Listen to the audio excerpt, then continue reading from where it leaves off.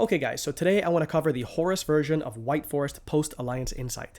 I want to accomplish three different things in this video. Firstly, I want to explain why this is probably the most unique take on White Forest of all the variants you may have seen before, like Pure or just Fiendsmith or Verrugus or whatever. Secondly, I want to show you a couple different combos, just to explain the basic game plan and why you might want to consider playing these cards in your deck. And thirdly, I will show you one replay where I go second against Mitsu Ryzeal. Quick shout out to Shien, who reminded me of this in the Discord today.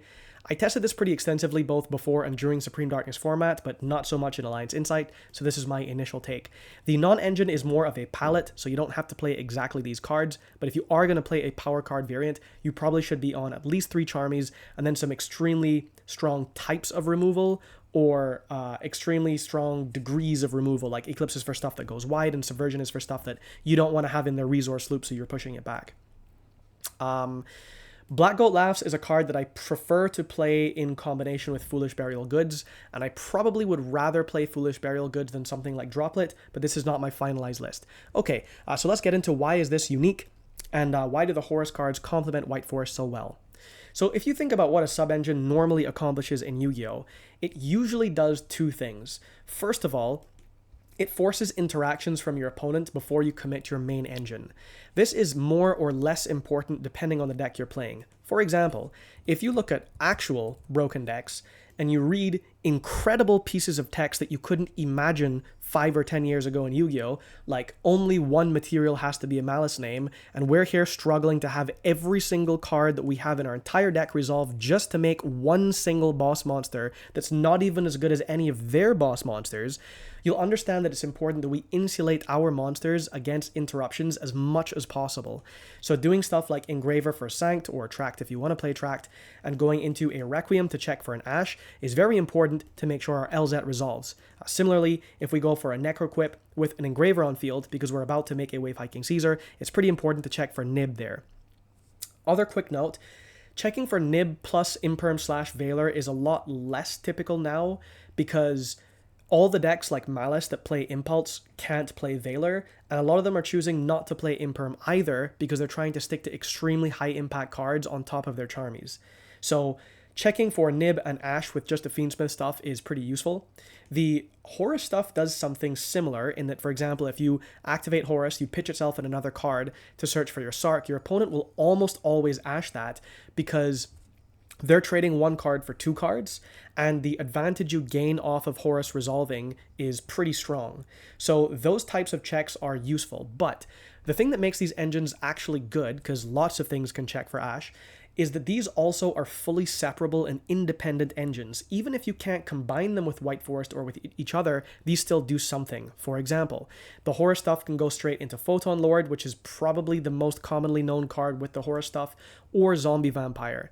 This card is a pseudo bridge from Horus to White Forest because just as you would expect that in any typical 5-card hand you will draw a White Forest engine piece, if you mill 4 cards, which is just 1 less card than 5, you will almost always mill something useful that you can special summon. If you get lucky, you might get a Sylvie or an LZ Azamina, but even something like just an LZ with no effect that you can actually use is still a useful piece of your end board because it's part of your basic ladder. So these engines complement each other, and having a higher critical mass of sub-engines in your deck means you have many more plays to push your opponent to do something before you commit to your much more fragile primary engine. And the primary engine, despite being fragile, has a far higher ceiling, which is why you'll hold this until last. Okay, let me go into the 2 combos and then I'll show you the actual gameplay afterwards. The first one is going to be using the route of the field spell to prioritize the Diabell stuff, and I'm going to start with Imsety and Tales of the White Forest. Not that you're going to open these every single time, but this is the funny interaction. So Imsety will pitch Tales as cost to search for King Sark. Because Tails was sent as cost, it can reset itself. Now when you activate Sark and special summon Horus, this is a spellcaster monster, so you can activate the Tails and immediately search for whatever. In this case, we're going to search for LZ of the White Forest, and we've drawn a blank off of the Imsety effect. So here we're going to pitch the blank for Sark to dump Happy. Obviously, you would pitch whatever you don't want in your hand or what you want in your graveyard and keep the blank if the blank was better, but this is just for the sake of demonstration. So now we bring out the Happy and we make an early Photon Lord. So in a vacuum, with no other cards in our hand, we will be sending the King Sark to the graveyard to special summon the LZ and search for the Sylvie as you would typically do. Quick note though, if you were only playing one King Sark, and you don't recycle this off of your Diabell Queen, which you normally would not because you almost always prefer to get the tails instead, then you won't have access to the grind game of the Imsety and the Happy later on, which is a pretty important part of the engine. You can play 2 of these. I prefer not to because the number of subpar cards in the deck, like Deception or Hallowed, like the actual bricks, will go up the more you do that. But it's worth considering. You can adapt your build a little bit and play more cards that are good to pitch, like Black Goat Laughs or more Curse of Diabell or whatever. Now we can normal summon our Sylvie, and here we will search for the field spell. We have already gone through Tails, so we can't just search Tails and then pitch that off of our Ciela like we normally would. And here we'll activate the Tails, so we're now Dark Locked, but that didn't matter. Search for Diabell's the White Witch, and now we can make our Arciela. Send the used Witches of the White Forest to get our LZ Azamina, which is the last piece of our basic ladder. Summon that and go into Diabell Queen. By the way, if you're worried about your opponent potentially stopping one of your 2 searches, like either the Diabell's the White Witch or the LZ Azamina, just remember, if you have no other spells or traps to pitch to summon the Diabells, this card is technically dead until you get access to a spell or trap, so you may want to search for the LZ Azamina first if you don't have a way to summon this and see if that resolves. Okay, so we're going to add back the Tails here, and the LZ Azamina is going to search for Morian. Another quick note here, the search off of LZ Azamina when you are Dark Locked is extremely particular to the build that you are playing. In this particular version, I am not playing Sinful Spoils of the White Forest. I'm instead choosing to choose, well, I'm just playing Morian. I'm not going to debate that right now, but this is a trap card, which is very important for the Diabell grind, and so that's what I'm searching off of this, because we are Dark Locked because we're under the field spell, so there's no Azamina shenanigans going on. Okay, now I will pitch the Morian to summon the Diabell's the White Witch, and I'll be able to send the Curse of Diabell, which will trigger here to give us the Philia Diabell, which is the last part of our combo. And before I continue, I'm going to reset the Morian while I have level 5 or higher illusion.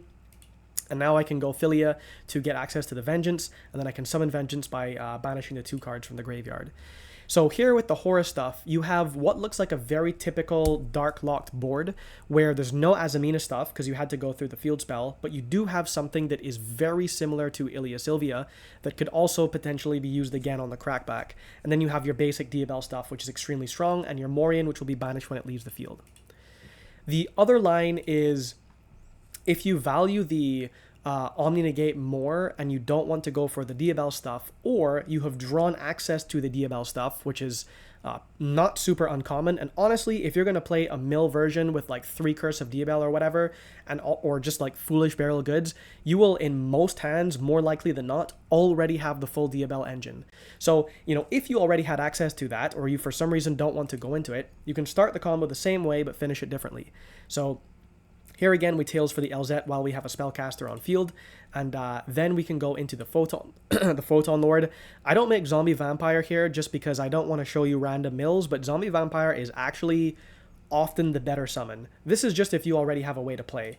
So we already have a way to play, so we summon the Sylvie, and the Sylvie will search for Sinful Spoils of the White Forest if you happen to be playing it. By the way, Sylvie does not search Morian. So if you're spoiled from playing, both Morian and Sinful Spoils of the White Forest, and you're just searching whatever you want, whenever you want, just remember, if you're in a particular line like this, where what happens next is based on the Sylvie summon, just remember that you will need another card to search for, and your Tails has already been used. So you have to have something like this, or a main deck Woes, which is less likely.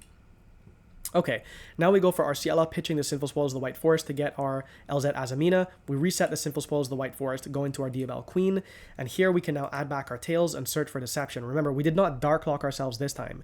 So now Deception contribute the Sylvie that we bring back from grave by shuffling back the Arciela, and that will give us Hallowed Azamina, and this is the kind of like the basic combo that everyone should know. You just happen to have a Photon Lord beforehand, and so now you can do all the basic stuff. You get access to the Ilia Sylvia. Here is another thing to note. So usually in the combo, I send the Murcielago to summon the Black Witch because it doesn't matter. But if you are playing Fiendsmith specifically, you are going to need 2 bodies to turn into Closed Heaven if you didn't already draw a Fiendsmith card. So in that case, I am going to use the wanted draw in Graveyard to get a blank and pitch the blank to summon the Witch. Obviously, you pitch the thing that you want in grave most. So now I set the Morian here because I'm also playing Morian in this particular build.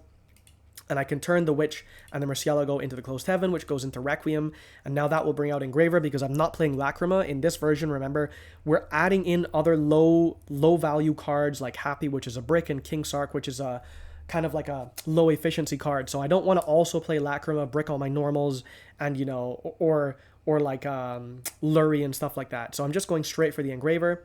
I'll equip the Requiem so I can go into Necroquip. And now I haven't used Engraver's special summon effect, so I can shuffle back the Closed Heaven to bring out the Engraver. And now I can go into my Wave Hiking Caesar. So if you are playing Fiendsmith and let's say, I think you would normally do this if you had access to the Diabell stuff. And like I said, you can build your deck where you do that almost all the time. Or for some reason you've decided that this one card is way better than having Diabells and Vengeance on field. Now I think that would be pretty rare, to be honest. I feel like I would almost always rather Diabells and Vengeance on field than one Omni Negate that loses the body when it goes. But that's your judgment call. And then we have the Morion and the Sinful Spoils of the White Forest here. Okay, so now let me show you the actual gameplay. So here, I believe this was post side. The opponent goes first, and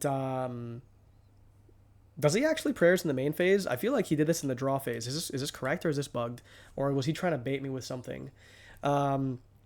Anyhow, he starts by going prayers, and we get a Sagi on field, which will search along with the Habakiri, which is tributed. So he's going to search the Purification off of Habakiri, and the Sagi is going to give him the Ritual spell. So pretty typical way to start. I guess he normal summoned Kusanagi, unless I wasn't paying attention, and so he's going to add back the Habakiri so that he can use the effect now and bring out the Aramasa, tribute the Aramasa. By the way, if you're playing Mitsurugi and you've already resolved a normal summon like a Sagi or a Kusanagi, if you use Habakiri to special something else from deck, you should tribute the thing you special from deck, because if your opponent was holding like an Imperm or Veiler and they hit the Aramasa, you're going to be looking stupid. Because like if you summon this and you're going to trigger the effect on summon and you tributed this instead but it already used its effect, this is now like vulnerable to an Imperm or a Veiler, so you should probably just tribute the thing you summon afterwards. Anyhow, doesn't really matter that much here. So Habakiri, he's now going to go for Mitsurugi Ritual, and he's going to summon the Murakumo. So right now, my hand is not like super great. I don't have any non-engine. I'm basically just watching him play. Now he goes for Duo Drive. He gets X'd and Sword. Now he can summon Sword. Actually, yeah, but he's not going to be able to get the X'd effect here, right? Yeah, so he can't get the X'd effect because he controls the Murakumo. So he's just going to make a Detonator and attach the Aggregator here. So I'm not sure if he played this very efficiently, or he must have like a very weird deck list, because it's not like he was searching Cross or Node or whatever. But he also did, I think it was Kusanagi he used his normal summon on. I don't know. He played this kind of weird, but anyhow, so he has a set card that I'm going to assume is Purification because he searched it, and I don't know why he wouldn't set it. And he has the Murakumo, he has Detonator, and he has Duo Drive. So these are all cards that are pretty good against White Forest when you're going second to the White Forest player. So here I draw Droplet, and I have, I guess, a couple choices that I could make here. I do play Black Goat, so I have a way of turning off the Detonator. And I want to see what he does first. So I'm going to pitch the Engraver because I don't actually need this to resolve. If you look in my hand, I have access to White Forest engine, and I have access to the Diabell engine with these two cards here. So I'm really trying to think, is the Hallowed going to be a brick, or can I turn this live by comboing a little bit? And so I'm going to activate Engraver and see what he does. If he chooses to chain Murakumo, I can do nothing and say, okay, he's used that now. I don't need to resolve the Engraver, which would give me Sanct, by the way, because I'm not on Tract and Lurie. And I'll just play with what's left in my hand, because he's also turned on the talents. So here I'm thinking that I don't actually need to talents take the Detonator, because I can just dump Black Goat Laughs. Now, you could argue that I should try to take it anyhow and force him to pop itself so that this can dump the Curse of Diabell. And that was a different route I could have taken. But I want to see when he's going to use Purification. So whatever the choices are, like if I'm going to dump Curse or Goat to call Detonator, I'm trying to do interactions first to see if he's going to use Purification. And so he Purifications the Burial Goods. I'm going to chain the Droplet and send the Burial Goods, so this doesn't save it from being negated or anything. It's just that it's going to grave anyhow, and I only need to negate one thing, so I don't need to use anything from my hand. Like if I really thought this was just going to be bricked, I might have sent that, but this Duo Drive doesn't do anything, so I'm just going to negate the Detonator here. So if we take stock of the game right now, there's no longer a reason for me to talents take the Detonator. I would rather draw two and see what I get, because I have quite a lot of engine in my deck, like a lot of good stuff to draw. And I know that he has an aggregator under the detonator. So even though the detonator can't resolve, I can't stop him, paying the cost and detaching the aggregator. So I don't want to do something like Sylvie, pitch whatever, LZ pitch whatever, get Sylvie gets aggregated, and now I don't really have a good play. So here he's going to bring back out the Murakumo, by the way, which means I'm like kind of safe from the Raigeki effect. And I'm going to talents to draw 2. So here I get Thrust and Subversion, so I've drawn into more of my non-engine. And here I activate Thrust, and I get Curse of Diabel. So remember that I didn't get to resolve my Burial Goods, where I was going to choose between dumping Curse of Diabel or Black Goat Laughs. I already had the answer to the detonator, so it probably would have been better to just dump Curse. But here, because I get access to Thrust, I can search for the Curse and add it to my hand. And remember, this only gets the effect if it's sent to the graveyard or banished from the hand or deck. So you can't set it off of Thrust and send it that way. So anyhow, I add that to my hand, and then I realize, like, hold on a second, I'm getting a little bit too ahead of myself. I need to protect my next play. So this is actually a misplay doing that first. I think I should have immediately hallowed because I have the Sinful Spoils in hand before revealing anything. Like, I guess I would prefer he doesn't ash this, I mean, I still will have the LZ that I can use, but I still want the Thrust to resolve. I still want the Curse of Diabel to get everything live. So it was a mistake for me to sequence it that way. But anyhow, now I go for hallowed. And I decide to play a little greedy here because I could just go for the Ilia Sylvia and then say, you know what, I'm just playing with LZ and Curse, and I have one negate, and after that, whatever happens, happens. But I don't feel super comfortable with the aggregator still, and so I decide to play a little bit greedy. So here, I search for the Wanted, and I have a decision here to make because I could Hallowed, shuffle back the Murcielago on field, and then I could Hallowed Chainlink 1, Wanted Chainlink 2, and get some efficiency that way. But I really despise shuffling back monsters from on my field. It feels so not worth it. But I decide there's no way for me to go Light and Dark Chaos Angel in the route that I'm going right now. So I'm instead just going to Wanted, get the Black Witch, dump the Murcielago, Black Witch give me access to Deception, and then I will shuffle back the Murcielago and Grave instead of losing the body on field. It's not actually a huge difference given what I'm trying to accomplish here, which is basically just getting to Ilia Sylvia before I use LZ. Okay, so now I activate Deception, and here I'm still waiting to see if when he's going to use Aggregator, right? Because he doesn't know what is in my hand, and the way that I'm playing may seem awkward to him, and so he may think if he uses the Aggregator here, he's going to stop me from being able to search for something. I mean, there is a Hallowed Engrave, but he may think that this is like an important card. Maybe he thinks I'm trying to go for the Chorozo line or something. I'm not really sure. But anyhow, he does use the Aggregator to negate my Deception, which is fine because I can already add the Hallowed back from Grave, and I do have my other material to now go into my Ilia Sylvia. I decide to use the draw first off of Wanted, and I draw into another Wanted. I'm not actually playing Mo Regina or Saint Azamina in this version because there's not a huge amount of space. There are some things you could debatably cut, like the Vengeance Dragon and the Poplar, but I'm choosing to play them for now. So here I will send the Deception because it doesn't do anything, and I'll get it back in the end phase, whereas I'll already use Wanted, so I would not get this back if I send that, and I go for the Ilia Sylvia. So now I feel a lot more confident. I have like a bonus card in my hand, and I LZ to pitch the Curse, and the opponent immediately scoops because since I have drawn out, remember, like what I've been trying to explain to you with the deck profile and everything is these cards, okay, LZ of the White Forest stuff, and the DBL stuff, these are very, very fragile engines. You have to do as much as possible to force as much as possible before you even attempt to use these engines. So now that the opponent sees that I have managed to actually bait everything, or maybe he has one more interaction that will lose to an Ilia Sylvia, even if he has two more interactions, even if he stops the Ilia Sylvia and he stops the LZ, I have Curse. Curse is going to give me Philia. Philia is going to give me Diabels. Diabels is going to give me Vengeance. Now I have Omni, Diabels, and Vengeance, even if the LZ doesn't resolve. So, yeah, that's just basically how you should be trying to sequence your plays, more or less. Okay, I think that's more or less for this video. I want to cover a newer, updated version of the Delta stuff with Ferrugus, the anti-Droll stuff, probably next. And I also will have more Malice content coming soon. If you have any suggestions, please let me know. If you're watching my videos and you're not subscribed, it's pretty cringe. And thanks for watching.